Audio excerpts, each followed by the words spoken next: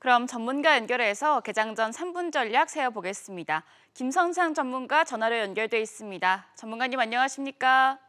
예, 안녕하세요. 네, 5월에 첫 거래일 맞은 뉴욕 증시는 지수별로 엇갈린 모습을 보여줬습니다. 어제 국내 증시 같은 경우에는 코스닥과 코스피 모두 동반 하락하는 모습을 보여줬는데요. 코스닥에 든 공매도가 직접적인 영향을 끼친 반면에 코스피의 경우에는 글로벌 시장의 영향이 더 컸다는 분석이 나오고 있습니다.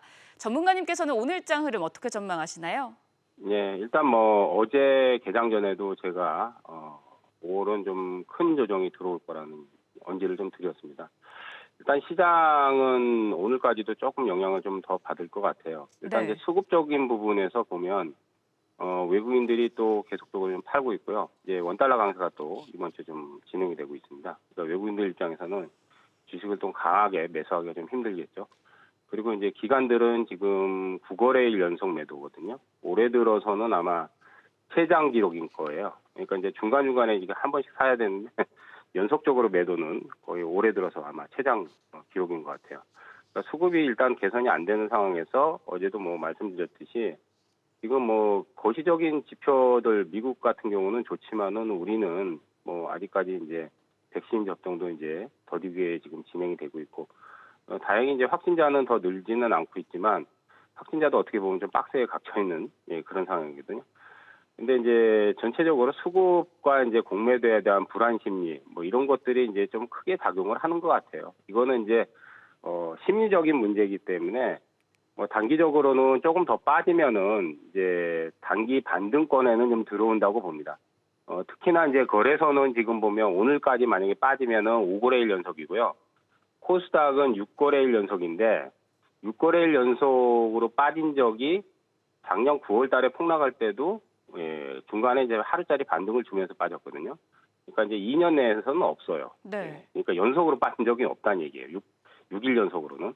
그러니까 오늘까지 빠지면은 아마 이제 내일은 이제 어린이날에서 휴장이라서 우리가 이제 내일 모레 이제 개장을 하면 아마 이제 목요일 이후부터는 반등이 아마 좀 들어오지 않을까 좀 생각이 됩니다. 그래서 이제 단기적으로는 반등을 노리는 전략이 오늘은 좀 필요하다고 좀 생각이 되거든요.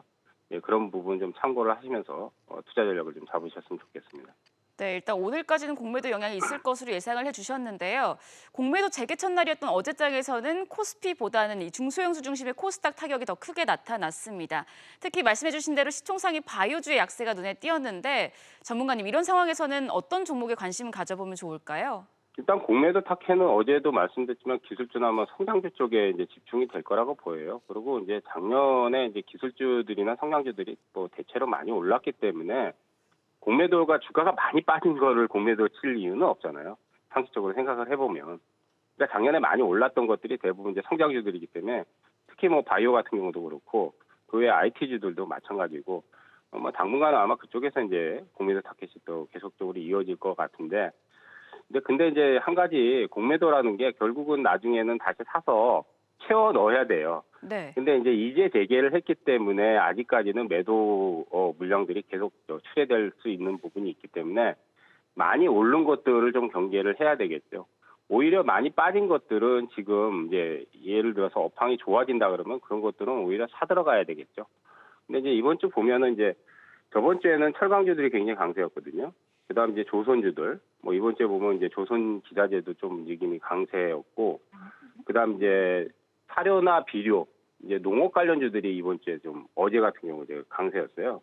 그러니까 전통적으로 제조업 그러니까 이제 그런 것들은 이제 굉장히 이제 업황이 좀 턴을 하는 상황이지만 고성장을 하는 업종은 아니잖아요. 바이오라든지 뭐 2차 전지라든지 뭐 그 외에 IT 부품주라든지 이런 것들은 고성장이지만 전체적으로 전통적인 제조업 같은 이런 것들은 이제 고성장 기업이 아닌데 이제 지금 보면은 이제 전달부터 해가지고 이번 주까지 그런 전통적 기업에서 이제 상승세가 나오거든요.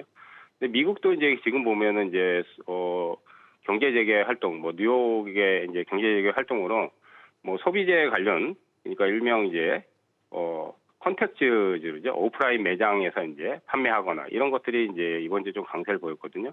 우리도 이제 그런 쪽으로 좀 눈을 좀 당분간은 좀 돌려서 성장주들이 나쁘다는 게 아니라 가격 조정이 어느 정도 끝나야 다시 이제 올라오기 때문에 그 기간까지는 좀 종목 순환해서 그런 쪽을 좀 택하는 게 좀 필요할 거라고 생각이 됩니다. 네, 철강, 조선업 그리고 농업 관련주까지도 말씀해 주셨습니다. 전문가님 그럼 마지막으로 오늘장 대응 전략도 말씀해 주시죠.